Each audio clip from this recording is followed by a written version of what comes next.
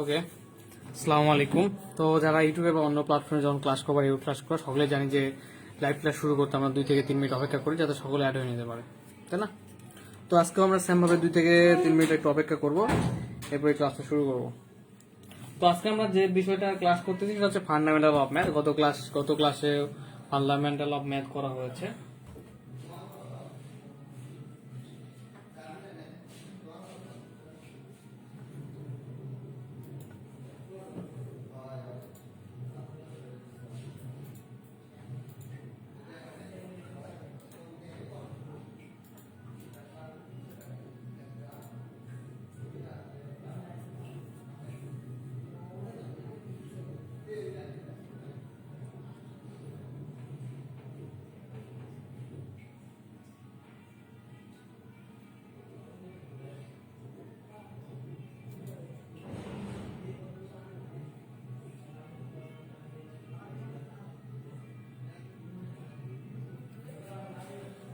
ওকে, আমরা 2 থেকে আর 1 মিনিট অপেক্ষা করবো, এরপরে ক্লাসটা শুরু করবো, ঠিক আছে?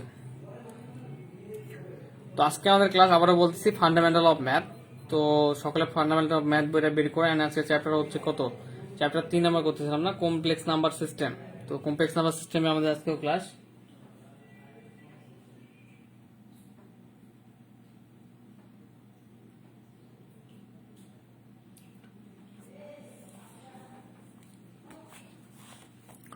তো গত ক্লাসে আমরা কমপ্লেক্স নাম্বার সিস্টেমের হচ্ছে কত পর্যন্ত করেছিলাম জানো?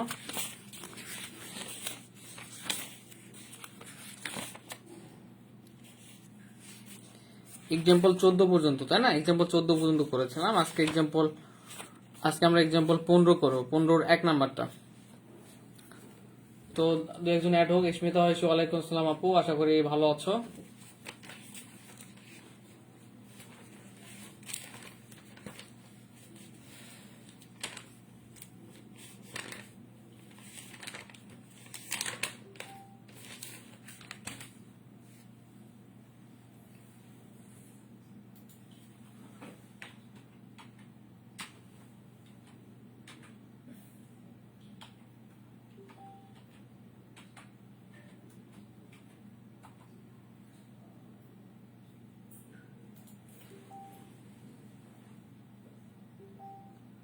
আচ্ছা, তো আমরা ক্লাসে শুরু করি।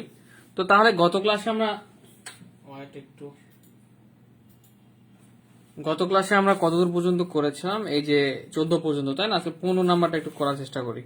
তো 15 নাম্বার প্রথমত কি বলতেছে, নিচের সম্পর্কগুলি দ্বারা প্রকাশিত অঞ্চলের বর্ণনা করতে হবে। এই যে সম্পর্কগুলো দেওয়া আছে, এই সম্পর্ক দ্বারা একটা লেখচিত্র বা যদি আর্ট করা হয়, সেই লেখচিত্রটা কোন কোন অঞ্চলগুলো বোঝায় সেটা হচ্ছে কি আমাদের যে অঞ্চলটা বর্ণনা করতে হবে।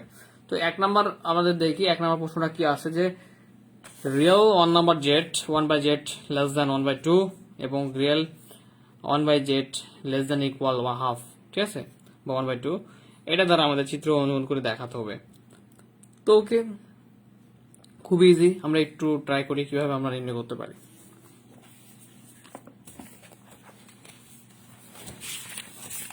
তো আশা করি তোমাদের যেগুলো নিয়মিত ক্লাস করা হচ্ছে সেগুলো নিয়মিত প্র্যাকটিস করা হচ্ছে, আর নিয়মিত অবশ্যই প্র্যাকটিস করতে হবে, নয়তো এক্সামের দিকে গিয়ে খুব প্যারার মধ্যে পড়ে যাওয়া, ঠিক আছে? তো দেখো এক্সাম্পল 15।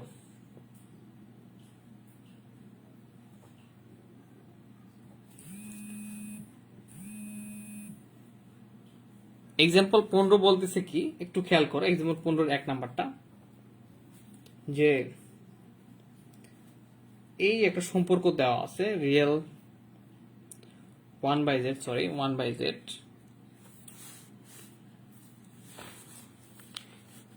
লেস দ্যান হাফ এবং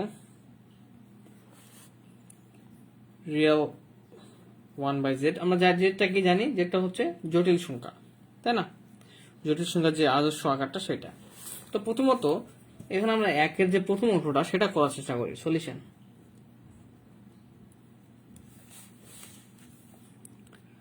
তো 1 নাম্বার, তো 1-এর প্রথম অংশটা যেটা সেটা একটু করার চেষ্টা করি। তো আছে আমাদের এখানে প্রথমত কি real Z 1/z less than half. তো আমরা জানি যে এই জেড মানে কি, জেড মানে হচ্ছে জটিল সংখ্যা। আর জটিল সংখ্যা আকারটা কেমন? যারা আগে ক্লাসগুলো করেছো তারা জানতে পারবা, জানো যে 1/x+iy এটা হচ্ছে কি যেটা জটিল সংখ্যার আকার। তো এখানে জেড ইকুয়াল তাহলে কি x+iy বসিয়ে, মানে ব্যাপারটা হচ্ছে জটিল সংখ্যার যে আকারটা, সরি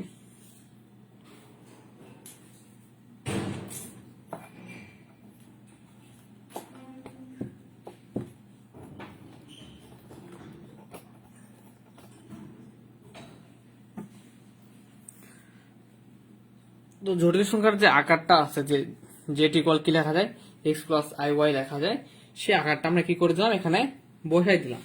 তো এখন যে কাজটা আমাদের করতে হবে খুবই সহজ স্টেপগুলো, যে উভয় পক্ষে এই যে এখানে উভয় পক্ষকে এর বিপরীত মান দ্বারা আমরা গুণ করে দেব। তাহলে x+iy এখানে x-iy, ঠিক আছে। আর এখানে তাহলে যদি 1 আসে, 1 এর সঙ্গে আবার কি x-iy, তো উভয় পক্ষকে এই দুটো গুণ করা যায়, কারণটা হচ্ছে কাটাকাটি করলে আবার কি আগের রূপটা চলে আসবে। সো আমরা চাইলে উভয় পক্ষে কি করতে পারি, এই যে x-iy এবং x-i দ্বারা গুণ করে দিতে পারি। এখানে হাফ রিয়েল যেটা আসলে, সরি জেডটা তো আমরা ভাঙতেছি। তো এখানে দেখো x মাইনাস কি আছে iy, আর এখানে এটাকে যদি a মনে করো, এটাকে যদি b মনে করো, a মনে করো, এটাকে b মনে করো, তাহলে a plus b into a minus b আকার তৈরি হয়ে আছে। তাহলে দেখো এখানে a plus b into a minus b এর আকার তৈরি হয়ে আছে। তাহলে আমরা কি লিখতে পারি, আমরা একটা সূত্র জানি, a plus b into a minus b equal হচ্ছে স্কোয়ার মাইনাস বি স্কোয়ার, ঠিক আছে। তাহলে আমরা এটাকে খুব সহজে লিখতে পারি, স্কোয়ার হচ্ছে x square minus b square কি আমাদের আই ওয়াই এর উপরে স্কোয়ার। তো এখানে আই ওয়াই এর উপরে স্কোয়ার মানেটা কি, যে আই এর উপরে স্কোয়ার এন্ড ওয়াই এর উপরে স্কোয়ার। আই এর উপরে স্কোয়ার মানে -1 ইন্টু ওয়াই স্কোয়ার, তার মানে মাইনাস ওয়াই স্কোয়ার আসবে। এটার মানটা কি আসবে আমাদের মাইনাস ওয়াই স্কোয়ার, মানে আই ওয়াই এর উপর square, square minus b square যেহেতু, তার মানে i square y square, i square মানে -1 ইন্টু ওয়াই স্কোয়ার, ঠিক আছে। তো এখানে লেস দেন হাফ ছিল, হাফ।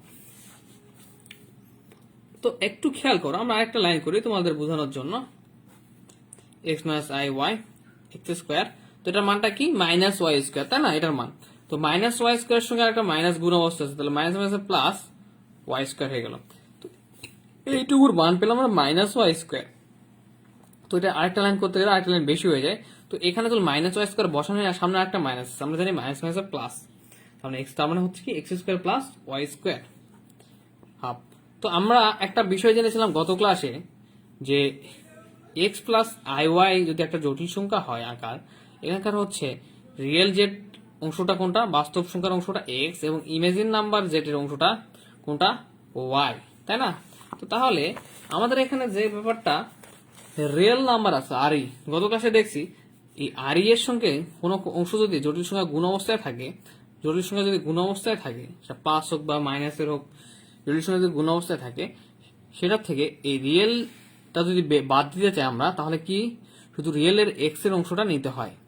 রিয়েল মানে কি শুধু বাস্তব অংশটা, তার মানে আমরা এখান থেকে দেখো আর এর সঙ্গে কিন্তু এক্স মাইনাস আই ওয়াইটা কিন্তু গুণ অবস্থায় আছে, আর এটা কিন্তু ডিভাইডেড অবস্থা আছে স্কোয়ার প্লাস, তো এটার সঙ্গে গুণ অবস্থায়, তার মানে real x minus i y একটা জটিল সংখ্যা, এখান থেকে আমরা তাহলে কি নিতে পারবো, শুধু বাস্তব সংখ্যা এক্সটা নিতে পারবো। এখানে হচ্ছে x square plus y square less than half. এরপরে খেয়াল করো যে এখানে এই এক্সটা ক্রস গুণ অবস্থায়, এদিকেও ক্রস গুণ অবস্থায়, এইটুকু, তাই না। আমরা জানি যে এই এভাবে থাকলে সেটা কি করে বর্গগুণন বা ক্রস গুণন বলা হয়, যাই হোক। তো এখানে তাহলে এক্সটা যদি 2 এর সঙ্গে গুণ করে দিই, তাহলে এখানে থাকবে 1 x square plus y square, আর 1 বাই এই 2 এর সঙ্গে এক্সটা গুণ হয়ে গেলে 2x। এরপর একটু আমরা ট্রাই করি, দেখো কি করা যায়, বিপরীতকরণ করি। অসমতার রুলস যদি বিপরীতকরণ করা হয়, তাহলে অসমতার চিহ্ন কি হয়ে যায়, চেঞ্জ হয়ে যায়। সাপোজ বিপরীতকরণ করার আগে যদি এই চিহ্ন থাকে লেস দেন, বিপরীত করার পরে গ্রেটার দেন হয়। যদি বিপরীতকরণের সময় যদি গ্রেটার দেন থাকে, তাহলে বিপরীতকরণ করার পরে কি হয়ে যাবে, লেস দেন হয়ে যাবে। আই হোপ বুঝতে পারছো ব্যাপারটা। তো বিপরীতকরণ কিভাবে করতে হয়, লবটা হর হয়ে যায়, হরটা লব হয়ে যায়। তাহলে হরটা যদি লব হয়, তাহলে x square plus y square, আর ডিভাইডেড 1 তো লিখতে হয় না, লবটা ঘরটা কি হয়ে যাবে, লব হয়ে যাবে, তখন 2x ডিভাইডেড কি 1 আছে, 1/1 তো লিখতে হয় না, কারণ 1 হচ্ছে কি, 1টা হচ্ছে আমাদের লিখতে হয় না, 1 দিয়ে যেটা ভাগ করবো সেটা হচ্ছে সেটাই থাকে। আচ্ছা, তো এখন ফাইনালি আমরা যে কাজটা করবো সেটা হচ্ছে এটাকে আমরা, ও সরি চিহ্নটা চেঞ্জ হয়ে যাবে, মিস্টেক হয়ে গেছে একটা ব্যাপার, নেট নাই তাই ভাই আমি আগের ক্লাসগুলো প্রথম প্রথম করতে চাচ্ছি। অর্পা হচ্ছে যারা এখন মেসেজ দিচ্ছে তাদের মেসেজে রিপ্লাই দিতে পারবো না, কারণ আমি এখন ক্লাস নিচ্ছি। সো কেউ চাইলে একটু রিপ্লাই দিতে পারো যে ক্লাস হচ্ছে, পরে হচ্ছে আমি রিপ্লাই দেবো। তো দেখো বিপরীত করার পরে কি হয়ে যাবে, মানে চিহ্নটা চেঞ্জ হয়ে যাবে, x square plus y square less than ছিল, এটা কি হয়ে যাবে, গ্রেটার দেন হয়ে যাবে। ঠিক আছে, দেখো x square plus y square একটু এক্সট্রা পাশে পার করি, তাহলে কি হবে -2x গ্রেটার দেন ইকুয়াল, আমাদের এখানে থাকবে কি হচ্ছে একটু ওয়েট, এটা থাকবে আমাদের হচ্ছে 0 যদি পার করি -2x টা। কিন্তু এখানে একটা ব্যাপার আছে, এখন দেখো এখানে একটা বোঝার ব্যাপার আছে যে আমরা এখানে যদি একটা বৃত্তের সমীকরণ তৈরি করতে চাই, তাছাড়া তো আমরা কোনো সমীকরণ তৈরি করার সাথে আমরা তো অঞ্চল মানে কেন্দ্র না পাইলে, ব্যাসার্ধ না পাইলে তো আমরা ওটা অঞ্চলটা আলোচনা করতে পারবো না। তো একটু খেয়াল করো, আমি একটু বুঝাচ্ছি তোমাদেরকে। এক্স স্কোয়ার এই -2x টাকে সামনে নিলাম, এরপর একটা কি নিলাম, এক্স একটা +1 নিলাম, বা 1 এর উপর স্কোয়ার প্লাস ওয়াই স্কোয়ার। তো এখানে দেখো আমাদের একটা কিন্তু 1 এক্সট্রা চলে আসছে, তো এই 1টা নেওয়ার কারণটা কি, কারণ x square -2x plus 1 square -2ab into 1 যদি হয় 2ab প্লাস,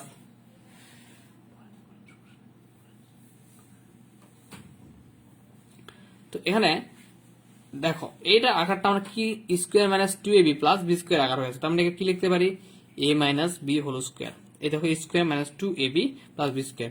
তো এই 1টার কাউন্টার নেওয়া হচ্ছে যে আমরা একটা a - b হোল স্কোয়ার আকার পাবো। তো এখানে তো 1 তো ছিল না, তার মানে 1টা এক্সট্রা চলে আসছে প্লাস হিসেবে, তার মানে আমরা এখানে কি করে দেব, একটা -1 এখানে অ্যাড করে দিতে হবে। ঠিক আছে, আর লেস দেন 0 আছে থাক। তার ব্যাপারটা আসলে বুঝতে পারলাম যে এক্সট্রা একটা 1 নেওয়ার ফলে আমাদের আরেকটা পজিটিভ 1 নেওয়ার পরে আরেকটা নেগেটিভ 1 নিতে হচ্ছে, কারণ আমরা এখান থেকে একটা সূত্র তৈরি করব, x-2x এর সঙ্গে একটা +1 দিলে কি সূত্র তৈরি হচ্ছে x - 1 হোল স্কোয়ার। ঠিক আছে, এখান থেকে আমরা বৃত্তের কেন্দ্র বের করার চেষ্টা করবো, কিভাবে আমি একটু দেখাচ্ছি। তাহলে এটা বুঝতে পারছো, একটা +1 এক্সট্রা আসার কারণে একটা -1 এক্সট্রা নিলাম, প্লাস মাইনাস কেটে গেলে আবার আগের লাইনটা আবার কি ব্যাক পাবো আমরা। তো আচ্ছা, আমি অপর পেজে আবার ব্যাপারটা লাইনটা লিখেছি, লিখে এত ভালোভাবে বুঝিয়ে দিচ্ছি। তো দেখো লাইনটা ছিল এরকম, x square -2x plus 1 plus y square -1 less than 0। তো এইটার জন্য তো আমরা সূত্র লিখতে পারি square -2ab plus b square, a - b whole square plus y square আছে, ওয়াই স্কোয়ার থাক, এই -1টাকে যদি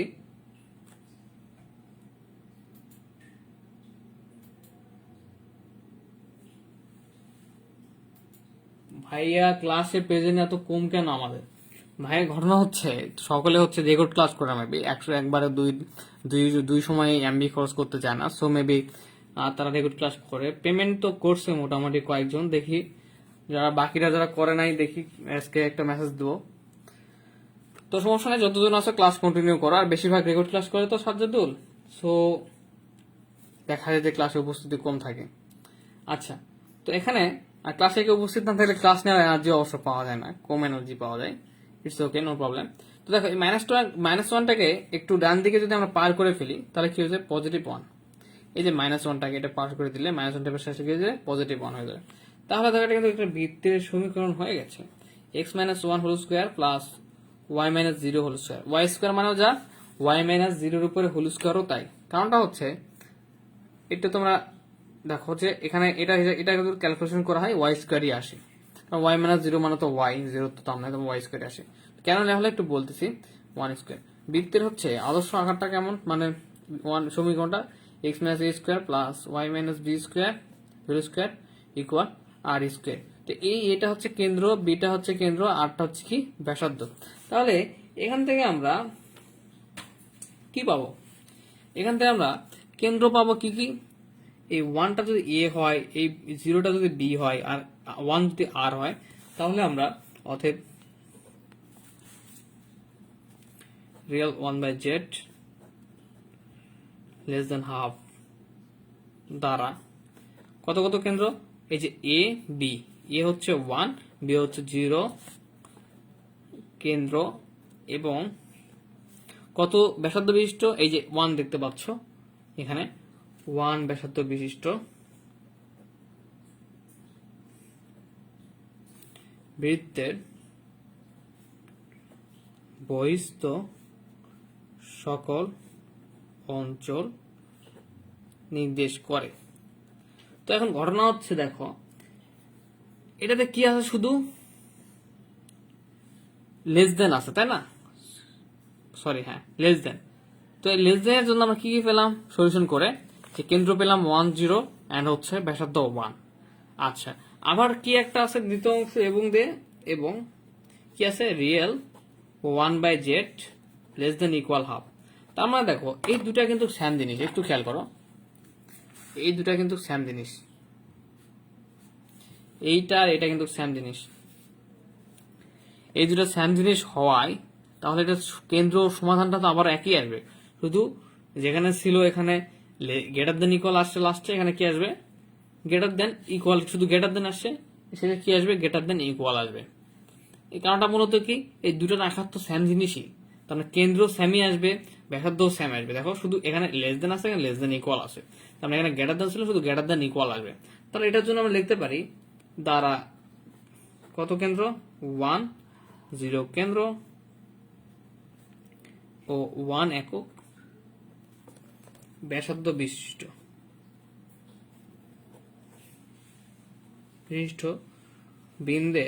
বৃত্তের এটা কি সমীকরণ বললাম, বৃত্তের উপরস্থ বিন্দু সহ বৃত্তের বহিস্থ সকল অঞ্চল নির্দেশ করে। তো এখানে একটা ব্যাপার বোঝার আছে যে কখন বহিস্থ অঞ্চল নির্দেশ করে আর কখন উপরস্থ সকল বিন্দু সহ বৃত্তের বহিস্থ সকল অঞ্চল নির্দেশ করে।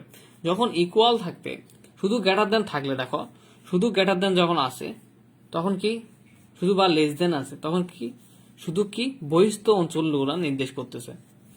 বহিস্থ মানে হচ্ছে মানে বাইরের গুলা। আর যখন ইকুয়াল থাকবে, যেমন লেস দেন ইকুয়াল আছে এখানে এটার জন্য, তো এটার জন্য কি উপরস্থ যতগুলো বিন্দু আছে সেগুলান সহ বৃত্তের বহিস্থ অঞ্চল নির্দেশ করতেছে। তো তাহলে চিত্রটা কেমন হবে একটু খেয়াল করো। তো এখানে জাস্ট চিত্র আঁকাই দিছে এদের নিজেদের মতো করে, তাহলে তোমরা এভাবে আঁকাইতে পারো। তো দেখো প্রথমত আমাদের কি এক্স অক্ষ এবং ওয়াই অক্ষ, এক্স অক্ষ ওয়াই অক্ষ নিলাম। তো এখানে কেন্দ্র আমাদের কি 1 0 আর ব্যাসার্ধ কি 1 একক তাই না। তো এখান থেকে আমরা যে কাজটা করতে হবে, সাপোজ এক্স অক্ষ 1 তাই না 2 3 ওকে, আর এখানে ওয়াই অক্ষ 1 2 3, আর এখানে মূল বিন্দুটা কি 0 -1 -2 -3। তো এখন খেয়াল করো এখানে যে ব্যাপারটা আমাদের এখানে কাজ করতেছে যে কেন্দ্র 1 0 মানে কি এটা এক্স অক্ষ আর 0টা হচ্ছে ওয়াই অক্ষ। তাহলে কেন্দ্র এক্স অক্ষ বরাবর আসলাম, এসে বিন্দুটা কোথায় স্থাপন হবে y = 0 বিন্দুতে। y = 0 কোথায় এখান থেকে, তাহলে এখান থেকে এক্স অক্ষের যেখানে 1 বিন্দু সেই পর্যন্তই আসলো আর সেখানে স্থাপিত হলো। তো এখন আমরা যে কাজটা করতে হবে এখান থেকে ব্যাসার্ধ কত বের হয়েছে 1, তো 1 ব্যাসার্ধ নেই এখানে আমরা কি করব সুন্দর করে একটা বৃত্ত আঁকায় দেব। ওকে, তো সুন্দর একটা বৃত্ত আঁকায় দেব। বৃত্ত আঁকানোর পরে তোমরা গ্রাফ পেপারে একটু ট্রাই করবা। আঁকানোর পরে এই যে লেস দেন দ্বারা কি বোঝাচ্ছে যে বহিস্থ সকল অঞ্চল, লেস দেন ইকুয়াল দ্বারা বোঝাচ্ছে উপরস্থ যতগুলা বিন্দু আছে সব বিন্দু সহকারে বহিস্থ অঞ্চল। তাহলে আমরা যে অঞ্চলটা নির্দেশ করবে সেটাকে একটু কি করে দেবো dot dot dot dot dot dot dot দিয়ে দেবো, ঠিক আছে। তো ব্যাপারটা এরকমই। তো আমি একটু তোমাদের আলোচনা করি যে আসলে ব্যাপার এখানে কি কি ঘটলো। প্রথমত real 1/z less than half এবং real 1/z less than equal half বলতেছে, সেম জিনিসই, শুধু লেস দেন ইকুয়াল আছে লেস দেন, তার মানে একটা বের করলে আমরা বাকিটা কিন্তু পাবো। তো দেখো জেড ইকুয়াল আমরা জানি কি x + iy মানে হচ্ছে কি এটা জটিল সংখ্যার আকার। উভয়পক্ষে x - iy দ্বারা উভয়পক্ষে গুণ করলাম, করার ফলে দেখা যাচ্ছে এখানে স্কয়ার - বি স্কয়ার আকার আসলো। এখানে হচ্ছে x - iy বা হচ্ছে x² + y² আসলে কিভাবে আই ওয়াই স্কোয়ারটাকে আমরা কি করলাম, ভেঙে নিলাম। ভেঙে নিয়ে দেখা গেল যে x square plus y square চলে আসলো। তো এখন ফাইনালি রিয়েল এক্স মানে কি, রিয়েল এক্স মাইনাস ওয়াই মানে জটিল সংখ্যার যে বাস্তব সংখ্যাটা অংশটা থাকে শুধু সেইটা আমাদের নিতে হয়, রিয়েল অংশটা। তাহলে এক্সটা নিলাম জাস্ট, এরপর হচ্ছে এক্সটাকে পার করে দিলাম, এরপর বিপরীতকরণ করলাম। করার পর ফাইনালি আমাদের রেজাল্ট আসলে এরকম একটা বৃত্তের সমীকরণ চলে আসলো, যেটা আমি ডিটেলস আলোচনা করেছি, তোমরা দেখতে পারলাম। তো এরপর এখানে আমাদের তাহলে যদি এটার জন্য যদি আমরা পাই, লেস দেনের জন্য যদি পাই এই বৃত্ত কেন্দ্র, তাহলে লেস দেন ইকুয়ালের জন্য সেম কেন্দ্রই পাবো, কিন্তু কোনো সমস্যা নেই, শুধু লেস দেনে যায় লেস দেন ইকুয়াল থাকবে, এখানে গ্রেটার দেন ইকুয়াল থাকতো। তো এটা দ্বারা বোঝাচ্ছে উপরস্থ বিন্দু সহ বৃত্তের বহিষ্ঠ সকল অঞ্চল, আর এটা শুধু বৃত্তের বহিষ্ঠ সকল অঞ্চল, কারণ ইকুয়ালটা দেওয়া নাই। তো এরকম একটা গ্রাফ আঁকায় নেবেন, তাহলে হয়ে যাবে। যদিও এখন এই প্রশ্নগুলো খুব একটা আসে না। আচ্ছা ঠিক আছে, তো এখন আমরা 3 নাম্বার এক্সাম্পলটা দেখি।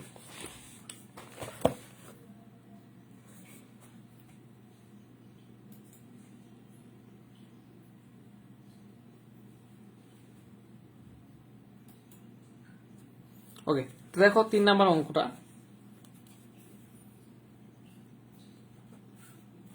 3 নাম্বার ম্যাথ বলতেছে যে 1 less then modulus Z plus I less than equal two. তো এই একটা আকার দেওয়া আছে, এটা কি করতে হবে আমাদেরকে, এটার হচ্ছে যে অঞ্চলের বর্ণনা, সেই বর্ণনাটা দেওয়ার চেষ্টা করতে হবে। তো স্মিতা হয়তো বা তুমি দেখে বুঝতে পারতেছো যে ব্যাপারটা কিরকম করতে যাচ্ছে। 1 লেস দেন, এই যে মডুলাসের ভিতরে জেড আছে, জেড ইকুয়াল আমরা কি বসাতে পারি, এক্স প্লাস আই ওয়াই, প্রত্যেকটা ব্যাপারটা same, plus I less than equal two. তো এখানে কি বসালাম, জেড ইকুয়াল আমরা এক্স প্লাস আই ওয়াই বসিয়ে।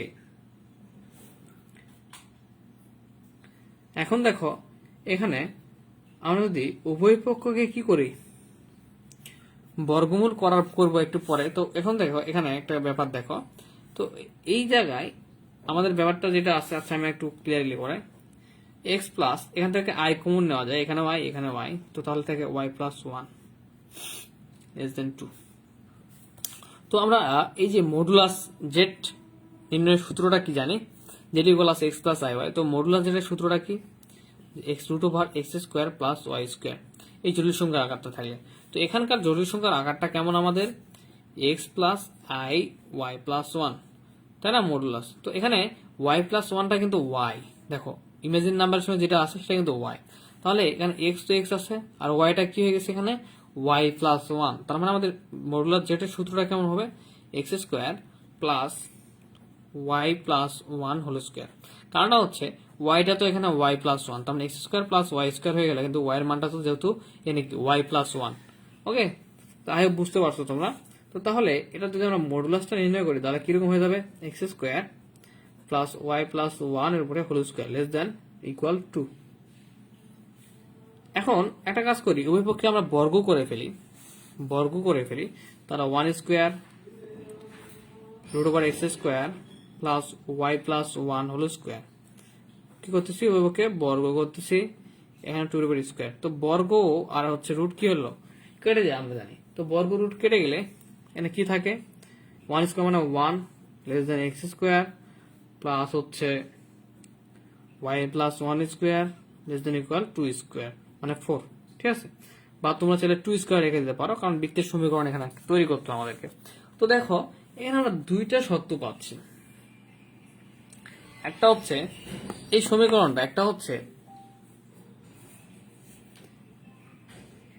এই যে এখানে দেখতেছ এই সমীকরণটা বা এই আকারটা, একবার হচ্ছে ওয়ান থেকে বড় মানে ওয়ান স্কোয়ার যদি দেই, আর একবার হচ্ছে কি টু স্কোয়ার।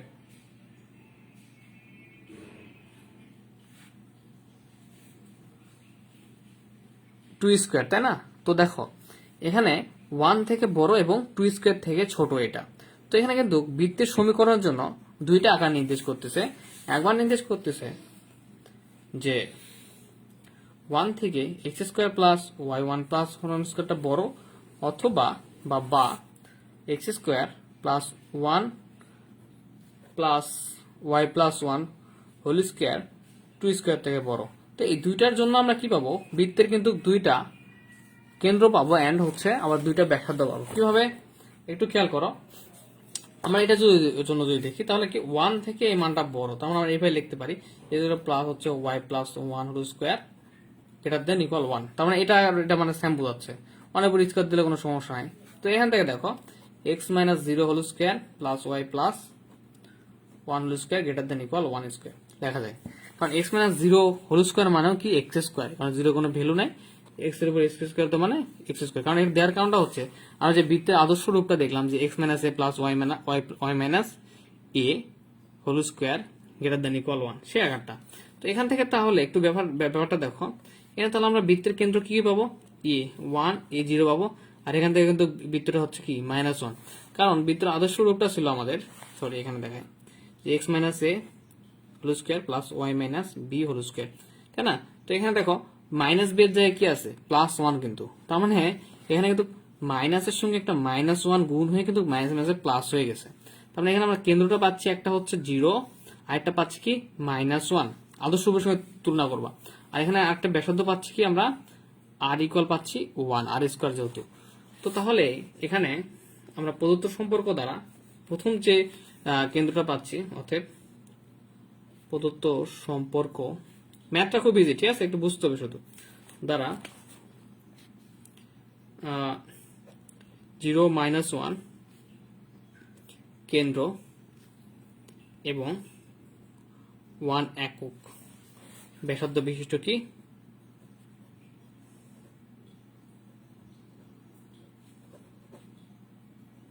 ব্যাসার্ধ বিশিষ্ট বৃত্তের বহিস্থ আকার বোঝাচ্ছে। যেহেতু এখানে কি শুধু গ্রেটার দেন ইকুয়াল নাই, এবং আমরা এটা একটু আলোচনা করে দেখি এখানে ব্যাসার্ধ এবং কেন্দ্র কেমন। তো আসলে মাত্র একজন ক্লাস করতেছ, ব্যাপারটা কেমন হয়ে গেল, কেউ সকলে রেকর্ড ক্লাস করলে তো তাহলে আমার রেকর্ড ক্লাস আপলোড দেয় বেটার, ঠিক আছে, ক্লাস রেকর্ড করে করে আপলোড দিলাম, আচ্ছা তার সেইটাও বেটার। তো দেখো এখানে এটাকে আমরা কিভাবে লিখতে পারি,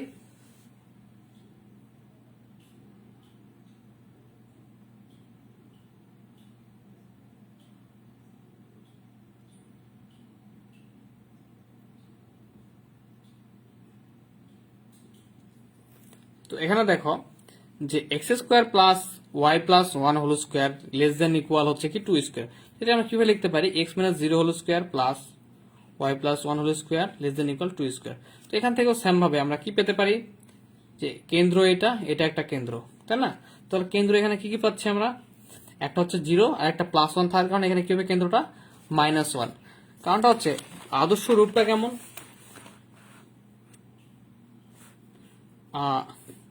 আদর্শ রূপটা হচ্ছে আমাদের x minus a plus y minus B, তাই না?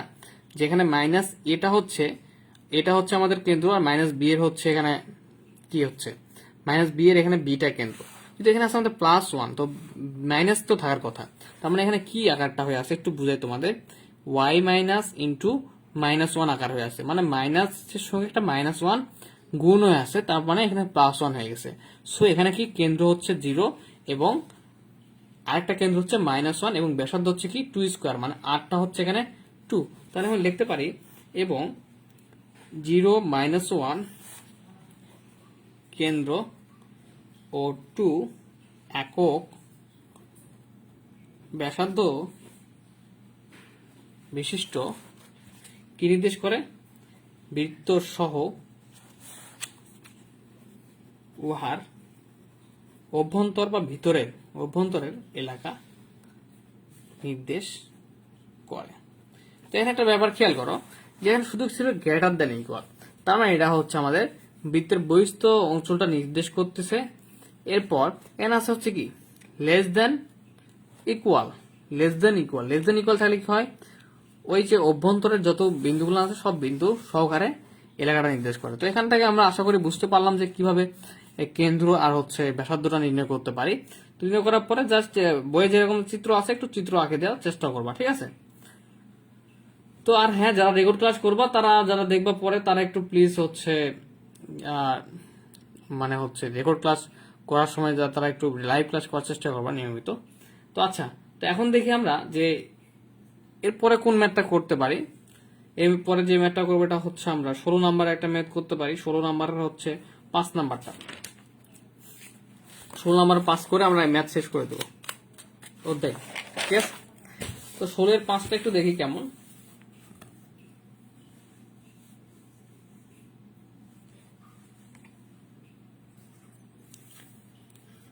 এক্সাম্পল 16 5। তো একটু খেয়াল করো যে জেড মাইনাস আই দেওয়া আছে ইকুয়াল জেড প্লাস আই দেওয়া আছে। তো এখন এখানে আমরা জানি যে জেড মানে কি, জেড মানে হচ্ছে X plus I Y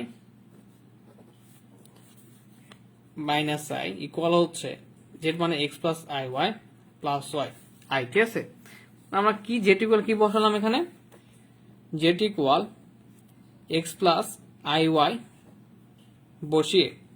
okay, তাহলে আমাদের যখন যে কাজটা করতে হবে এখানে, এটার হচ্ছে আমরা কি নির্ণয় করব, মডুলাস নির্ণয় করব। তো মেসেজ আসতেছে, এটা আমরা কি নির্ণয় করবো, মডুলাস নির্ণয় করবো। কিভাবে, এক্স প্লাস আই কমন নাও y minus one modulus, x plus i common নাও ওয়াই প্লাস ওয়ান মডুলাস। ঠিক আছে, তো এখান থেকে আমরা মডুলাস নির্ণয় করার রুলসটা কিরকম জানি, এটা মডুলাস নির্ণয় করার রুলসটা জানি যে জেড যদি মডুলাস হয় সেক্ষেত্রে এক্স এর সহগের উপরে স্কোয়ার প্লাস ওয়াই এর উপরে চলকের উপরে স্কোয়ার। তো আমাদের এখানে এক্স হচ্ছে এটা, ওয়াইটা কোনটা এটা, এখানে এক্স হচ্ছে এটা, ওয়াই হচ্ছে এটা। তার মানে মডুলাস যদি আমরা নির্ণয় করি তাহলে মানটা কিরকম দাঁড়াবে, root over x square plus y square, y হচ্ছে y minus one whole square equal root over x square plus y এর উপরে স্কোয়ার, ওয়াইটা কি এখানে y plus one square. Okay, তো এখন যে ব্যাপারটা এখানে দাঁড়াবে সেটা হচ্ছে উভয় পক্ষকে আমরা কি করে ফেলবো, বর্গ করে ফেলি। উভয় পক্ষকে আমরা বর্গ করে ফেলি। তো উভয় পক্ষকে বর্গ যদি করে ফেলি তাহলে ব্যাপারটা কিরকম দাঁড়ায়, root over plus y one minus one whole square square root over x square plus y plus one whole square উপরে কি বর্গ। তো বর্গ আর রুট কেটে যায় জানি, বর্গ আর রুট কেটে যায় আমরা জানি। ঠিক আছে, তো এখন যে কাজটা করতে হবে যে আমাদের এক্স স্কোয়ার প্লাস এখানে দেখো এ মাইনাস বি হোল স্কোয়ারের সূত্র আকার তৈরি আছে। তো দেখো এখানে কিন্তু এ মাইনাস বি হোল স্কোয়ার আকার তৈরি হয়ে আছে। তাহলে এটা আমরা সমাধান করে ফেলি। তাহলে square minus two A B plus square equal হচ্ছে এখানে এক্স স্কোয়ার, এখান থেকে এ প্লাস বি হোল স্কোয়ার আকার তৈরি হয়ে আছে। তার মানে এখানে হচ্ছে এক্স স্কোয়ার প্লাস এখানে এ প্লাস বি হোল স্কোয়ার মানে square plus two A B plus b square. Okay, তো এখন দেখো সুন্দর করে সমাধান করে ফেলি। এই আকারটাকে এটাকে হচ্ছে ইকুয়ালের এ পাশে নিয়ে আসি। তাহলে x square plus y square minus two y plus one minus x square minus y square plus two y, sorry এখানে minus minus two y minus one equal হচ্ছে জিরো। তো এখন এখানে পজিটিভ নেগেটিভ কি হয়ে যাবে, কেটে যাবে। তো সাপোজ দেখো এখানে কি আছে আমাদের, x square positive negative positive negative positive negative minus two y minus two y minus two y minus two y মিলে কি হয়ে যায় মাইনাস ফোর ওয়াই, আর এখানে positive one negative one positive one কেটে গেল। তো ইকুয়াল কি আমাদের জিরো। তো এখন দেখো এখানে যে ঘটনাটা ঘটবে সেটা হচ্ছে ওইভাবে যদি মাইনাস দ্বারা গুণ করে দেই বা মাইনাস ডিভাইডেড করে দেই তাহলে কি যাবে, ফোর ওয়াই ইকুয়াল জিরো। মনে করো সাপোজ উভয় পক্ষকে মাইনাস দ্বারা গুণ করে দিলাম, তো জিরোর সঙ্গে মাইনাস জিরো হলে তো জিরোই। তো এখন এখানে তাহলে আমরা ওয়াই ইকুয়াল কি পাবো, ফোরটা যদি এপাশে পার হয়ে যায় জিরো বাই ফোর হবে, জিরো বাই ফোর মানে কি জিরো। তো এখানে আমরা একটা রেখা পাচ্ছি যেটা কি ওয়াই ইকুয়াল জিরো। আর ওয়াই ইকুয়াল কোনো মান থাকলে, ওয়াই ইকুয়াল ওয়াই অক্ষ বরাবর কোনো মান থাকলে সেটা কি এক্স অক্ষকে নির্দেশ করে, এক্স অক্ষ বরাবর নির্দেশ করে। তো তাহলে শুধু এখানে আমাদের তো এক্স অক্ষটা পাচ্ছি না, সেটা কি পাচ্ছি ওয়াই ইকুয়াল জিরো। তাহলে আমি একটু বুঝাই, y y x prime x. তো এখানে দেখো এক্স অক্ষ তো আমাদের নাই, এই যে মানটা নাই, কিন্তু ওয়াই ইকুয়াল জিরো আছে সেই জিরো বিন্দুতে। তার মানে এখানে কি বোঝাচ্ছে, এখান থেকে বোঝাবে যে ওয়াই ইকুয়াল জিরো মানে জিরো বিন্দু বরাবর এক্স অক্ষ বরাবর চলতেই থাকবে। এটা কত দূর চলতে থাকবে আমরা তো জানি না, কারণটা হচ্ছে কি আমাদের এখানে কোনো এক্স অক্ষ নাই। তার মানে এই যে ওয়াই ইকুয়াল জিরো দ্বারা বুঝবো কি আমরা যে এইটা এক্স অক্ষ নির্দেশ করে, কিন্তু এক্স ইকুয়াল জিরো থাকলে বুঝবো আমরা কি এটা ওয়াই অক্ষ নির্দেশ করে। ওকে, তাহলে এখানে আমরা লিখতে পারি যাহা বাস্তব অক্ষ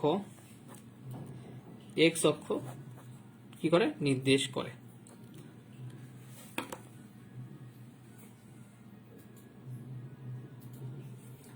তো এই অধ্যায় পর্যন্ত এটাই ছিল। হচ্ছে একটু স্মিতা ঐশী মেবি ক্লাস করতেছো, তো একটু তুমি কমেন্ট করে ফেলো যে বুঝতে পারছো কিনা, তাহলে আমরা এই চ্যাপ্টারটা শেষ করে দেবো। ঠিক আছে, চ্যাপ্টার শেষ করে আমরা নতুন চ্যাপ্টারে চলে যাবো। এখনো আমাদের প্রায় হাতে 30 মিনিটের মতো সময় আছে। আমরা এর পরের অধ্যায় যেটা 4 নাম্বার ডি ময়বার থিওরেম পড়া শুরু করে দেবো। এখনো অনেক চ্যাপ্টার আছে, তোমাদের প্রাইভেট অনেক দেরিতে শুরু হয়ে গেছে, তো সমস্যা নেই, ধীরে ধীরে আমরা করতে থাকি, দেখা যাক কতদূর করা যায়।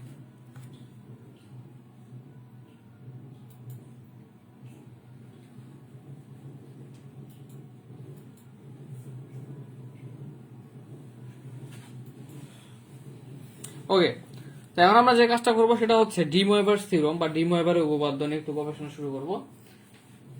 চ্যাপ্টার 4। জি ভাইয়া বুঝছি স্মিতা, অবশ্যই। ওকে, থ্যাংক ইউ আপু। তো দেখো স্মিতা, দেখো এখন আমাদের চ্যাপ্টার 4 যে ডি ময়বার থিওরেম, এই যে ডি ময়ভার্স থিওরেম আছে, এই ডি ময়ভার্স থিওরেমটা আমাদের কি করতে হবে, উপপাদ্যটা আমাদের হচ্ছে প্রমাণ করতে হবে প্রথমত। তো ডি ময়বার থিওরেম একটা ইম্পর্টেন্ট থিওরেম। তো দেখা যায় আজকে এই থিওরেমটা আমরা শেষ করার চেষ্টা করব। ঠিক আছে, তো খুবই সহজে বুঝতে পারবো আশা করি। তো ডি ময়বার থিওরেম প্রমাণের ক্ষেত্রে আমাদের যে যে পেপারের ক্ষেত্রে প্রমাণ করতে হয়, যোগবোধক সংখ্যার ক্ষেত্রে, বিয়োগবোধক সংখ্যার ক্ষেত্রে, এরপর হচ্ছে এন বিয়োগবোধক পূর্ণ সংখ্যার বিয়োগবোধক সংখ্যার ক্ষেত্রে এবং মূলদীয় ভগ্নাংশের ক্ষেত্রে।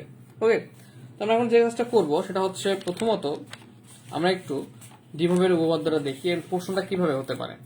তো ডি ময়বারের উপপাদ্যটা এইভাবে থাকতে পারে যে ডি ময়বারের উপপাদ্যটি কি প্রমাণ করো, অথবা থাকতে পারে ডি ময়বারের উপপাদ্যটি বর্ণনা করো, বর্ণনা সহ প্রমাণ করো।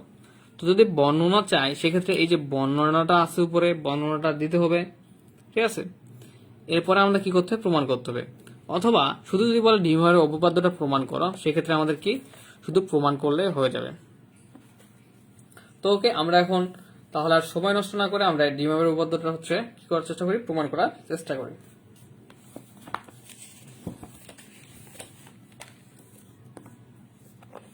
ওকে, তো এটা হচ্ছে আমাদের চ্যাপ্টার হচ্ছে কত, চ্যাপ্টার 4। তো এখানে দেখো যে D ময়বার theorem 4.1,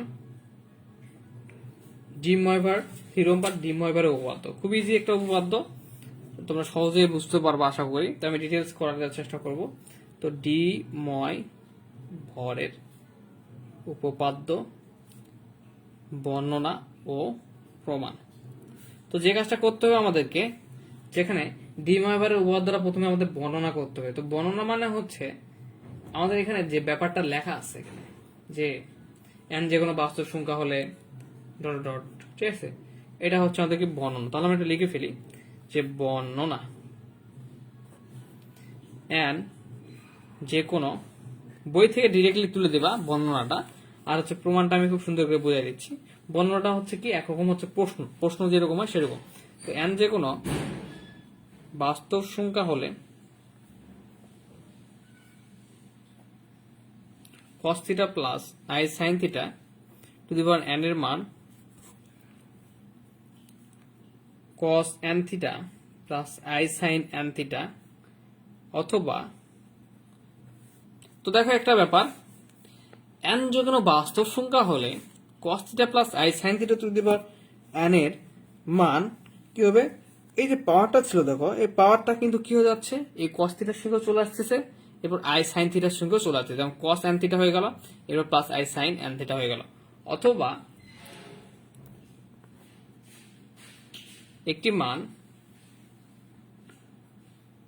cos n theta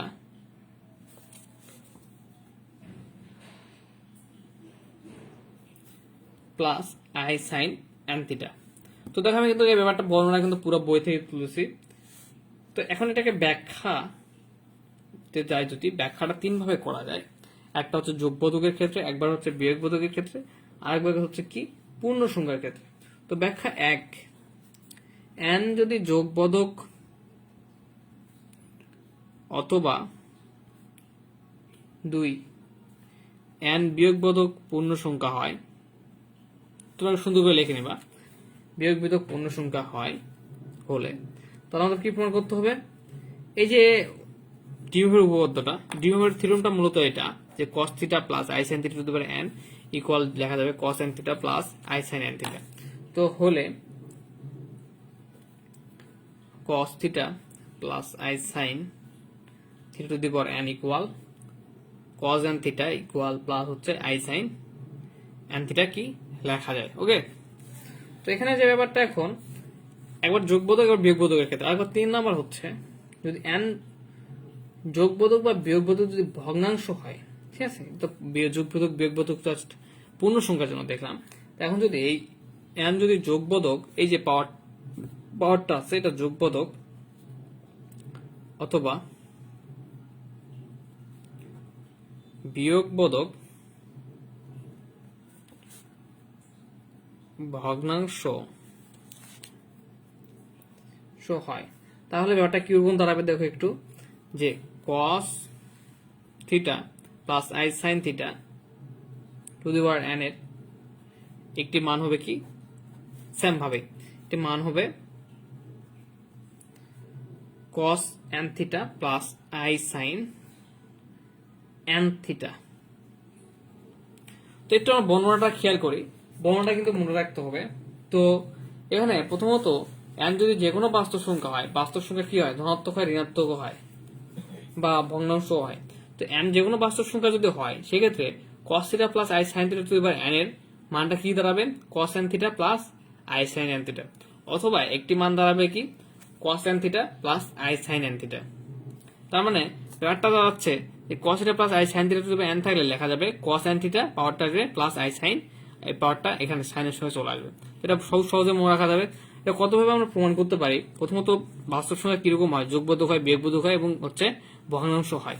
তো তাহলে প্রথমত যোগবোধক এবার বিয়োগবোধক হলে আমরা যেটা ছিল থিওরামটা সেম থিওরাম, মানে এটা ইকুয়ালটা হবে। আবার n যোগবোধক বিয়োগবোধক যদি ভগ্নাংশ হয়, না ধনাত্মক বা ঋণাত্মক ভগ্নাংশ হলেও কি হতো, আমাদেরকে এই cos theta plus I sin theta n equal cos n theta plus I sin n theta প্রমাণ করতে হবে। মানে বারবার ক্ষেত্রে যে ডি ভাগের উপপাদ্য যে ব্যাপারটা, সেই ব্যাপারটা এখানে কাজ করতেছে। ওকে, তো এখন আরেকটা ব্যাপার আমরা একটু খেয়াল করি। এখন যে কাজটা করবো আমরা সেটা হচ্ছে প্রমাণ করব এই যে তিন ক্ষেত্রে, এই তিন ক্ষেত্রে প্রমাণ করবো। অতএব এই যে নিম্নে আমরা কি করব, বই যেটা দেওয়া আছে n এর বিভিন্ন মানের ক্ষেত্রে আমরা কি করবো, উপপাদ্যটি প্রমাণ করবো। n এর বিভিন্ন মানের জন্য উপপাদ্যটি প্রমাণ করি। তো ওকে আমরা কিভাবে প্রমাণ করতে পারবো, তো বিভিন্ন n এর বিভিন্ন মান বলতে কি বোঝাচ্ছে, n এর বিভিন্ন মান বলতে বোঝাচ্ছে n কখনো যোগবোধক, বিয়োগবোধক, ভগ্নাংশ, সেটাই বোঝাচ্ছে। তো আমি একটা ক্লিয়ার পেজে এটা প্রমাণ করে দেখাচ্ছি, একটু সরমঙ্গল দাও।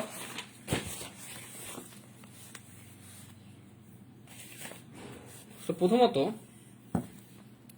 এক নম্বর হচ্ছে যখন n যোগবোধক পূর্ণ সংখ্যা, ঠিক আছে, যখন n কি যোগবোধক পূর্ণ সংখ্যা, সেক্ষেত্রে n যদি যে কোনো পূর্ণ সংখ্যা হলে আমরা লিখবো n যে কোনো পূর্ণ সংখ্যা হলে, n যে কোনো পূর্ণ সংখ্যা হলে আমাদের যে সূত্রটা, মানে ডিমে উপপাদ্যের যে প্রমাণের সূত্রটা, cos theta plus I sin theta to the power n equal কি লেখা যায়, এই nটা এখানে একবার এখানে একবার cos n theta plus I sin n theta, ঠিক আছে।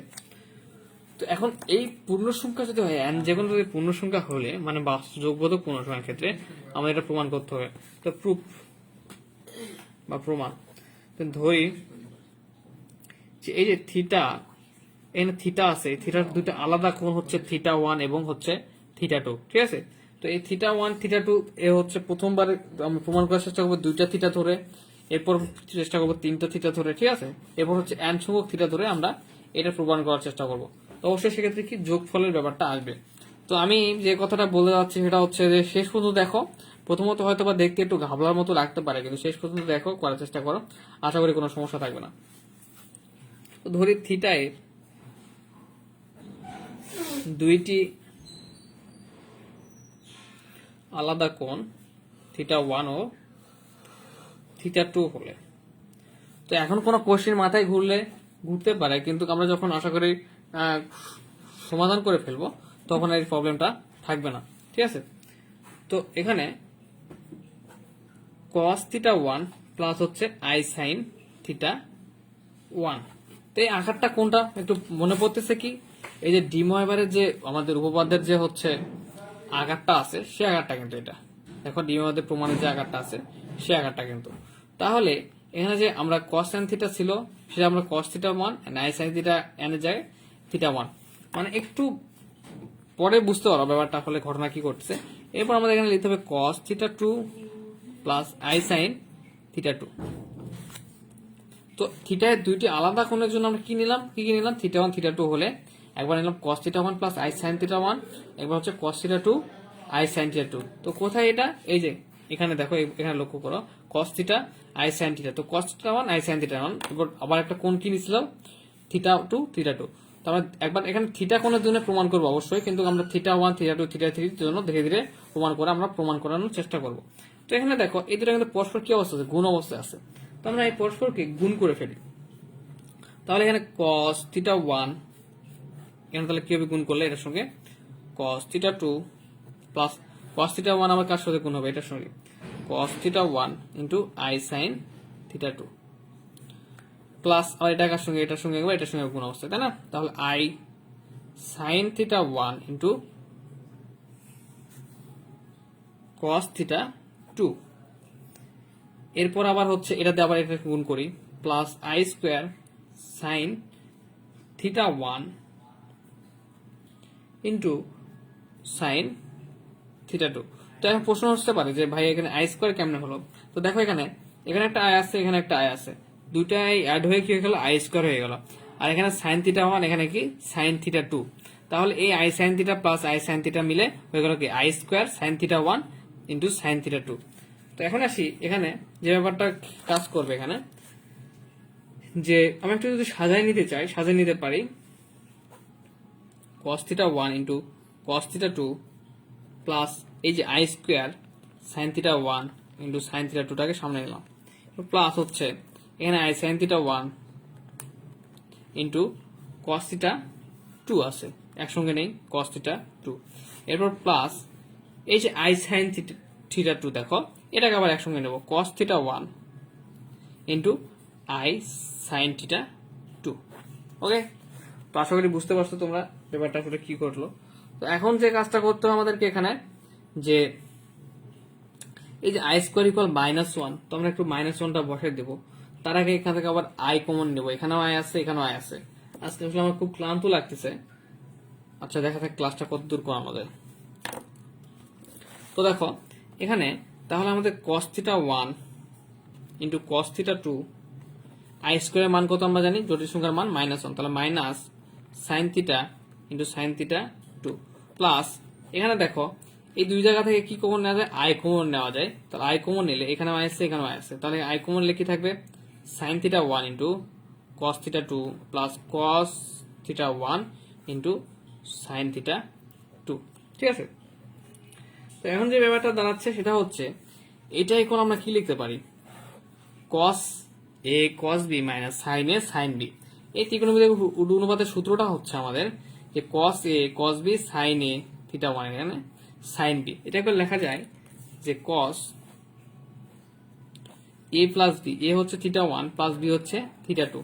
ঠিক আছে, তাহলে এখানে একটা ব্যাপার শিখতে পারলা তোমরা যে এই ত্রিকোণমিতিক অনুপাতের সূত্রটা আছে, সূত্রটা হচ্ছে যে cos a plus b equal লেখা যায় cos a cos b minus sine a into sign b। এটা কি সূত্র, ত্রিকোণমিতিক অনুপাতের একটা সূত্র আছে। তোমরা আশা করি এই সূত্রটা মুখস্থ করে নেবা, অথবা যারা বইয়ের সূত্রটি আছে এই যে ত্রিকোণমিতিক অনুপাতের যে অংশটা আছে সেই অংশে দেখবা যে সূত্রটি আছে। তাহলে এখানে cos এটাকে যদি আমরা মনে করি a, এটাকে যদি মনে করি b, যদি মনে করি a, এটাকে যদি মনে করি b, তাহলে cos theta 1 into cos theta 2 minus sine theta 1 sine theta 2 কি লেখা যায়, cos থিটা 1 প্লাস থিটা 2। আবার দেখো এখানে প্লাস i, এখানে sine a cos b cos a sine b, এটাই কথা লেখা যায় sine a plus b। A হচ্ছে থিটা 1 প্লাস b হচ্ছে থিটা 2। ওকে, তো আশা করি ব্যাপারটা ক্লিয়ার এখানে, যে আমরা এই দুইটা কি সূত্র প্রয়োগ করলাম, যা সূত্র থেকে আমরা এটাকে a মনে করছি, এটাকে b মনে করছি, এটাকে a মনে করছি, এটাকে b মনে করছি। তাহলে cos theta 1 cos theta 2 minus sine theta 1 sine theta 2 লেখা যায় cos থিটা 1 প্লাস থিটা 2, মানে a b এর যে সূত্রটা। আবার সাইন a প্লাস b এর সূত্র কি, sine a cos b cos a plus cos a sine b এর সূত্রটা প্রয়োগ করলাম। তো এটা আমরা 1 নাম্বার পেলাম।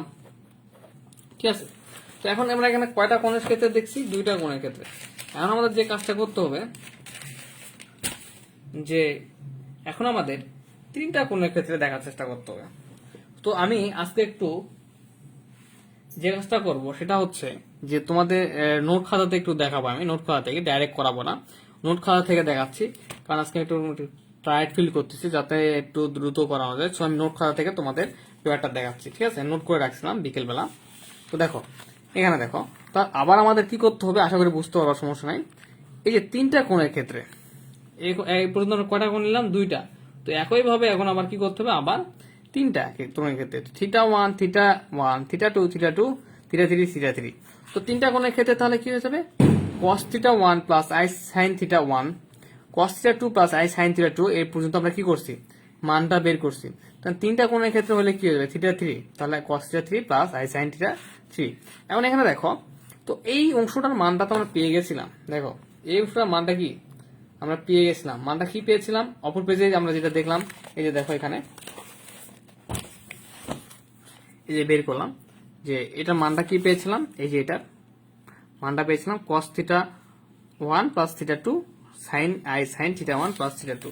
তো এই মানটা জাস্ট আমরা এখানে বসাই দিলাম, এই যে বসানোর পরে এটা রেখে দিলাম। তো এখন যে কাজটা করতে হবে আবার, এই তিনটা পরস্পরের সঙ্গে কি অবস্থা আছে, এটা কিন্তু পরস্পরের সঙ্গে কোন অবস্থা আছে এটার সঙ্গে, এই জিনিসটা গুণ অবস্থা আছে এটার সঙ্গে। দেখো এখানে ইনটু আছে, তার মানে এই পজিটিভ যে অংশটা যে বিভক্ত করা আছে এখানে পজিটিভ দুইটা গুণ অবস্থায় গুণ করে ফেলো। তো এটার সঙ্গে এটা একবার গুণ, আবার এটার সঙ্গে আবার এটা একবার গুণ, তাহলে i sin θ3। এরপর আবার এটার সঙ্গে আবার কি করতে হবে, খুবই সহজ, এটা গুণ করে ফেলো। দেখো তাহলে এখানে আবার i sin θ1 θ2 cos θ3 plus i sin θ1 plus θ2, এটা i sin θ3 আবার গুণ হয়ে গেল, মানে পরস্পরকে যেটাকে গুণ বলে, গুণ করে ফেললাম। এরপর দেখো এখানে যে এই যে cos θ1 প্লাস θ2 ইন্টু cos θ3 এখানে থাকলো, এই মাইনাসটা কই থেকে আসলো বলতো, গতটার মতো যে এখানে আই আসছে এখানেও আই আছে, এই দুটো আই মিলে কি হয়ে যাবে আশা করি বুঝতে পারছো, এখানে আই আছে এখানে আছে আই স্কোয়ার, আর আই স্কোয়ারের মান কি -1 হয়ে গেল। এটাকে আর কি আমরা একটু সাজাই নেওয়ার জন্য সামনে নিয়ে নিছি। তো দেখো এখানে তাহলে এই আই স্কোয়ারের মানটা হয়ে গেল কি মাইনাস, এখানে হচ্ছে আমাদের যেটা আছে সেটা হচ্ছে সাইন θ1 প্লাস θ2 sin θ3, আর বাকি থাকলো কোনটা, এখানে আই আছে এখানেও আই আছে। তো এই দুই জায়গা থেকে আমরা আই কমন নিলাম, জাস্ট আই কমন নেওয়ার ফলে আমাদের কি হলো, সাইন θ1 θ2 ইন্টু cos θ3 প্লাস এই যে cos θ1 θ2 ইন্টু হচ্ছে sin θ3 থাকলো, আইটা কিন্তু কমন নিচ্ছি। তো দেখো এখন আবার এটা দেখো, এটা যদি এ মনে করি, এটাকে যদি বি মনে করি, এটা যদি এ মনে করি, এটাকে যদি বি মনে করি, তাহলে কি আকারটা থাকতেছে cos a cos b minus sin a sin b। তো কোন সূত্র তাহলে, cos a cos b minus sin a sin b সূত্রটা কি, cos a plus b, cos a হচ্ছে থিটা প্লাস θ1 θ2 প্লাস b হচ্ছে কি θ3। ওকে, এবার আবার হচ্ছে এখানে কি আছে প্লাস, তো দেখো sin a sin cos b plus cos a into sin b। তো তাহলে এই সূত্রটা কেমন কেমন দাঁড়াচ্ছে, এই সূত্রটা হচ্ছে sin a sin cos b cos a sin b সূত্র হচ্ছে sin a প্লাস b। তো এখানে আইটা সামনে ছিল, সেই আইটা আমরা লিখে দিছি, আর sin a প্লাস b হয়ে গেল। ওকে, তো একইভাবে আবার কি করব আমরা, এখন দেখো n সংখ্যক বারের জন্য, এখন তো 3 বারের জন্য দেখলাম, এখন আমরা যে কাজটা করতে হবে সেটা হচ্ছে n সংখ্যক বারের জন্য আমাদের করতে হবে। তো n সংখ্যক বার মানে হচ্ছে θ1 θ2 θ3 θ3, এখন নিচ্ছি কি cos θ1 দেখো ডট ডট ডট θn পর্যন্ত নিছি। তাহলে একটু খেয়াল করো তোমরা, যদি θ1 θ2 এর জন্য যদি আসে cos θ1 প্লাস θ2 i sin θ1 θ2, আবার যদি 3 বার নিলে আসে কি, 3 বার নিলে আসতে দেখি দেখো θ1 প্লাস θ2 প্লাস θ3, আবার আসছে i sin θ1 θ2 প্লাস θ3। তার মানে বোঝা যাচ্ছে আমরা একটা করে θ1 যদি θ যদি বাড়াই সেক্ষেত্রে কি এখানেও একটা করে θ বাড়তেছে। তার মানে যদি আমরা n সংখ্যক পর্যন্ত θ যদি বাড়াই, তার মানে এখানে কি হয়ে যাবে, একইভাবে আমরা লিখতে পারি যে এই যে মূল উত্তরটা আসতেছে দুইবার করার ফলে এখানেও কি আসবে θ1 plus cos θ1 plus θ2 plus θ3 plus dot dot θn পর্যন্ত, আবার প্লাস এখানে আসবে i sin θ1 θ2 plus θ3 plus dot dot plus θn পর্যন্ত। ঠিক আছে, তো এই ব্যাপারটা একটু খেয়াল করো, আশা করি বুঝতে পারছো যে একইভাবে আমরা θ1 θ2 পর্যন্ত দেখালাম। তো θn পর্যন্ত তো বের করার কোনো মানে হয় না, কারণ এটা যতগুলো θ বাড়াবো একটা করে বৃদ্ধি পেতে থাকবে। তো n সংখ্যক পর্যন্ত বৃদ্ধি করছি, তার মানে এখানেও কি n সংখ্যক পর্যন্ত উত্তরেও আমাদের কি n সংখ্যক পর্যন্ত বৃদ্ধি পাচ্ছে। তো এটা এই পর্যন্ত বুঝতে পারছো আশা করি। তাহলে এখন আমাদের যে কাজটা করতে হবে, যে এই যে θ1 θ2 θ3 ডট θn ইকুয়াল কি ধরবো, এই যে প্রত্যেকটা θ1 θ2 θ3 ছিল পর্যন্ত সবগুলো ইকুয়াল কি ধরলাম, থিটা ধরে নিলাম। কোনগুলো, এই যে এখানে θ1 θ2 θ3 θn পর্যন্ত সবগুলো কি ধরলাম, থিটা ধরে নিলাম।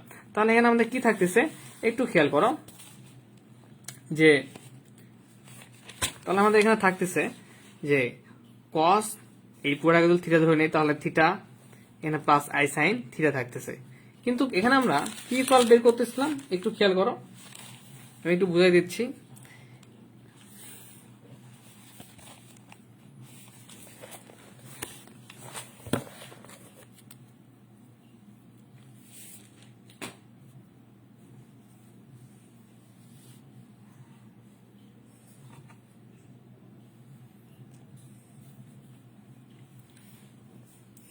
তাহলে দেখো এখানে ওই লাইনের পরে এখানে দেখো, তো তাহলে ওটা তো আমরা কি ধরলাম θ1, এখন θ2 equal θ3 dot dot θn equal কি ধরলাম, থিটা ধরি।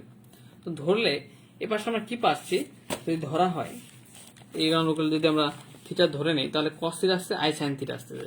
কিন্তু এখন মূল কথা হচ্ছে এখন তো আমাদের কি প্রয়োজন, যে ডিমোভের যে সূত্রটা সেই সূত্রটা প্রমাণ করার প্রয়োজন। ডিমোভের সূত্রটা হচ্ছে cos theta plus i sine theta, তাই না? তো এই আকারটা কোথায় আসতেছে দেখো, এখানে কিন্তু চলে আসে। এটা ইকুয়াল যদি সরি কোথায় গেল এখানে, তো দেখো এখানে যদি আমরা এটা ইকুয়াল যদি থিটা মনে করি, এটা ইকুয়াল যদি থিটা মনে করি, তাহলে কি আসছে cos theta plus i sine theta কিন্তু চলে আসছে রিমুভের যে সূত্রের আকারটা। তাহলে আমরা কি করতে পারি, এটার উপরে যদি পাওয়ার যদি n দিয়ে ফেলি তাহলে সুযোগ লগারিদমের সূত্র অনুযায়ী পাওয়ারটা কি হয়ে যায়, সবার সঙ্গে সামনে চলে যায় কিংবা ভিতরে যেটা গুণ অবস্থায় হয়ে যায়। তাহলে এখানে চলে আসবে cos n theta plus i sine n theta. Okay, তো দেখো আমাদের মূলত যে কাজটা করতে হলো সেই কাজটা হচ্ছে কি, যে প্রথমত আমাদের এই যে মেইন আকারটা cos theta plus i sine n theta sorry sine theta, এই আকারটা আমরা কিভাবে নিয়ে আসলাম, প্রথমত কোনগুলো ধরলাম, প্রথমে θ1 এরপর θ2 এরপর θ1 θ2 θ3 এবং n সংখ্যক পর্যন্ত করে দেখালাম যে আমাদের যে ডিমের মূল যে আকারটা এটা আসে। এরপর এখানে পাওয়ার যদি n দেওয়া হয় তাহলে কি হয়ে যাবে, cos n theta plus i sine n theta হয়ে যাবে। এটা হচ্ছে কি যোগবোধকের ক্ষেত্রে। এখন আবার আসি আমরা বিয়োগবোধকের ক্ষেত্রে। সুতরাং কি করতে হবে, সুতরাং যে কোনো পূর্ণ সংখ্যার জন্য এটা কি হয়ে যাবে, যে হচ্ছে বাস্তব বা যোগবোধক পূর্ণ সংখ্যার জন্য যোগবোধক পূর্ণ সংখ্যার জন্য সত্য হবে। এখন বিয়োগবোধক পূর্ণ সংখ্যার জন্য একটু দেখি। তো বিয়োগবোধক পূর্ণ সংখ্যার ক্ষেত্রে যে ডিমোভের উপপাদ্য আছে কিন্তু প্রমাণ করতে হবে কিভাবে, cos theta plus i sine theta to the power n equal লিখতে হবে cos n theta plus i sine n theta, তাই না? তো এখানে এই যে পাওয়ার n আছে এই n ইকুয়াল আমরা মাইনাস m ধরবো। এরপর এখন আমরা তাহলে কি পাবো, এখানে cos theta plus i sine theta to the power n equal তাহলে কি পাবো, cos theta plus i sine theta to the power এই n ইকুয়াল তো মাইনাস m ধরছি, তো আমরা মাইনাস m, তাহলে 1 x ইনভার্স 1 মাইনাস 1 ইকুয়াল কি লেখা থাকে 1 বাই x। তার মানে এখানে আছে cos theta plus i sine theta minus m, তাহলে লেখা যাবে কি 1 বাই মাইনাসের জন্য 1 বাই বাইটা হচ্ছে এখানে মাইনাসের জন্য 1 by cos theta plus i sine theta, এখানে যে mটা আছে সেই mটা টু দি পাওয়ার m, ঠিক আছে? তো এখন দেখো ডিমোভের যে সুযোগ বা লগারিদমের যে রুলসটা, যে পাওয়ার গুলো কি হয়ে যায় ভিতরে গুণ হয়ে যাবে, যোগফল হয়ে যায় প্রত্যেকটা পদের সঙ্গে।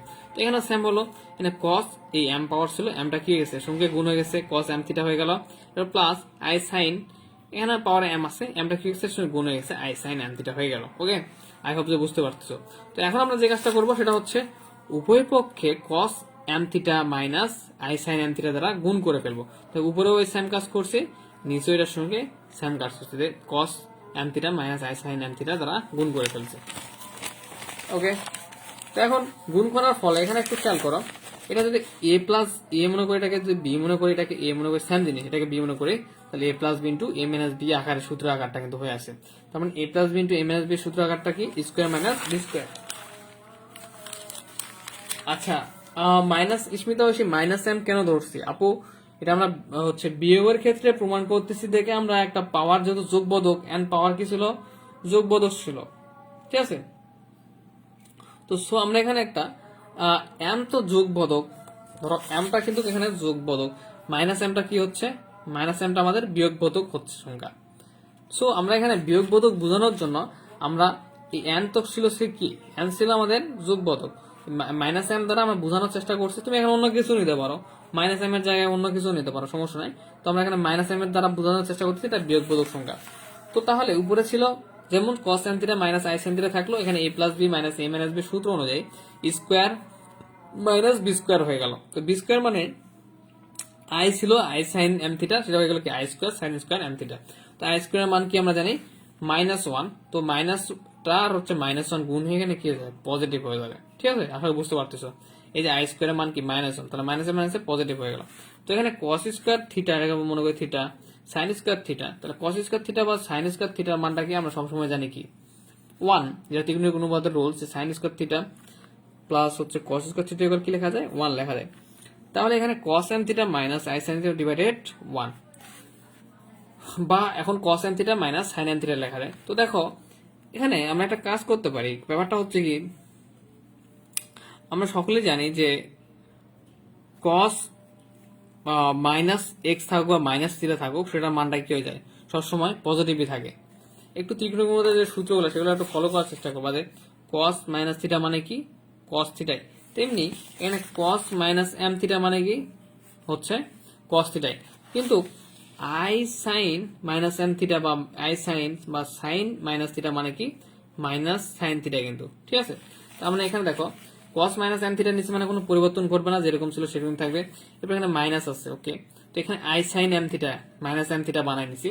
মাইনাস এম থিটা বানানোর কারণটা হচ্ছে আমরা মান বসাইতে হবে। তো মাইনাস এম থিটা এম ছিল, মাইনাস এম বানাই নিছি। তো মাইনাস এম বানানোর ফলে এটার মানটা কি আসবে আমাদের মাইনাস সাইন এম থিটা আসবে। কিন্তু এই মাইনাস আর এই মাইনাস গুণ হয়ে গিয়ে এখানে কি হয়ে গেছে পজিটিভ হয়ে গেছে। ঠিক আছে, এই মাইনাস আর এই মাইনাস গুণ হয়ে পজিটিভ হয়ে গেছে এই মাইনাসের সঙ্গে কমন।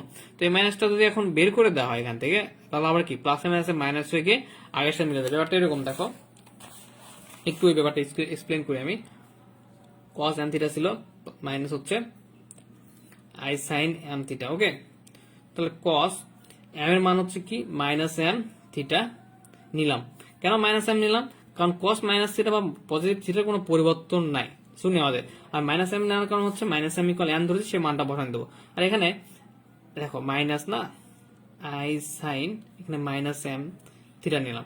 তো এটা ইকুয়াল কি হয় minus i sine theta equal কিন্তু কি হয় হচ্ছে মাইনাস সাইন এম থিটা। তো এখানে মাইনাস সাইন এম থিটা আসে, তাহলে মাইনাস মাইনাস তো পজিটিভ হয়ে যাবে, কিন্তু এখানে তো নেগেটিভ।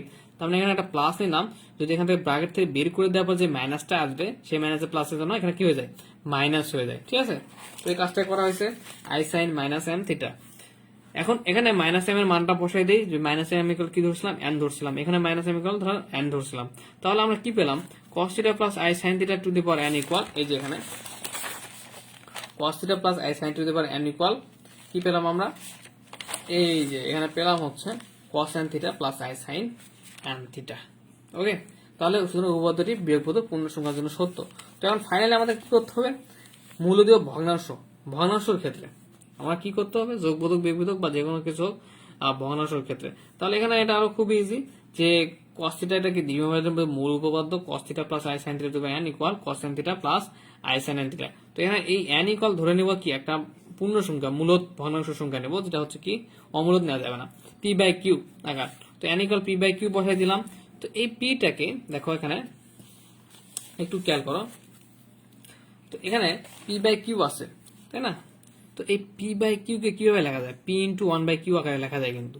তো এখানে সে কাজটাই করা হয়েছে, এই পিটাকে পাওয়ার হিসেবে নিয়ে আসে এখানে, আর ইন্টু ওয়ান বাই কিউ ভেঙে নেওয়া হলো জাস্ট। তো এখানে তাহলে পিটা উপরে সর্বোচ্চ পাওয়ার আসছে, আমরা জানি শুধু রুলস অনুযায়ী কি হয়ে যায় পাওয়ারটা প্রত্যেক পদের সঙ্গে কি হয়ে যায় গুণ হয়ে যায়। এই যে পি পি এখানে গুণ হয়ে গেছে, তাহলে ওয়ান বাই কিউ থাকে। তো এখানে ওয়ান বাই কিউটাকে যদি এর সঙ্গে আবার কি করে দাও, আবার যদি গুণ করে দাও, তাহলে কি হয়ে যাবে ওয়ান বাই কিউটা কি হয়ে যাবে, এই যে p into one by q হয়ে যাবে এখানে। তার মানে কি হয়ে যাবে পি বাই কিউ। আবার এখানে কি হবে পি ইন্টু এটা যদি নেওয়া হয় ওয়ান বাই কিউ, তার মানে হয়ে যাবে কি পি বাই কিউ। তাহলে এখন ফাইনালি লেখা যায় পি বাই কিউ ইকুয়াল, এটা খুবই আছে easy part, p by q equal কি ধরেছিলাম আমরা এন ধরেছিলাম, পি বাই কিউ ইকুয়াল ধরেছিলাম কি এন। তাহলে এখানে ম্যান বসে দাও cos n theta plus i sine n theta. তো আজকে আমার প্রচুর মাথা ব্যথার কারণে আমি কি করলাম, যে তোমাদের নোট খাতা থেকে ডিটেল বুঝাই দিলাম। আশা করি বুঝতে পারছো। তাহলে উপপাদ্যটি n এর সকল মানের জন্য কি দেখা গেল যে সত্য, মানে যে বিয়োগ বোধক কিংবা ভগ্নাংশ কিংবা যোগ বোধক সব কিছুর জন্য সত্য আমরা বুঝতে পারলাম। তাহলে আশা করি তোমরা বুঝতে পারছো যে ব্যাপারগুলো কি কি ঘটলো। এরপর প্র্যাকটিস করবা, এরপর যদি কোনো সমস্যা থাকে তাহলে আমাকে নক দিবা, ঠিক আছে। তো আজকে তাহলে ক্লাস এ পর্যন্তই থাক। ইস্মিতা তুমি কি বুঝতে পারছো?